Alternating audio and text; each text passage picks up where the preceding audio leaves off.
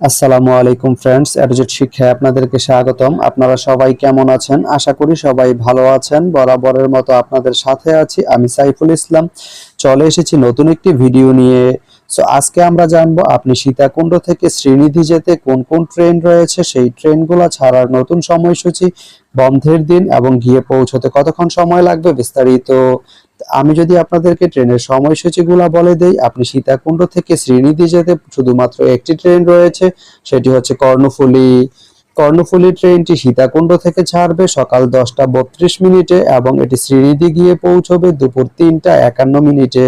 এই ট্রেনটির কোনো অফ ডে নেই। তা আপনি সীতাকুণ্ড থেকে শ্রীনিধি যেতে এই কর্ণফুলী ট্রেনটি ব্যবহার করতে পারেন। তো ভিডিওটি কেমন লাগলো অবশ্যই কমেন্ট করে জানাবেন। আর ভিডিওটি যদি ভালো লেগে থাকে বা আপনার কোনো উপকারে এসে থাকে তাহলে ভিডিওতে একটা লাইক করে দিবেন, কারণ আপনার একটা লাইক আমাকে অনেক ইন্সপায়ার করে নতুন নতুন আরো ভিডিও বানাতে। তো ধন্যবাদ সবাইকে ভিডিওটি এতক্ষণ ধৈর্য ধরে দেখার জন্য। ভালো থাকবেন, সুস্থ থাকবেন, এডুজেট শিক্ষার সঙ্গেই থাকবেন।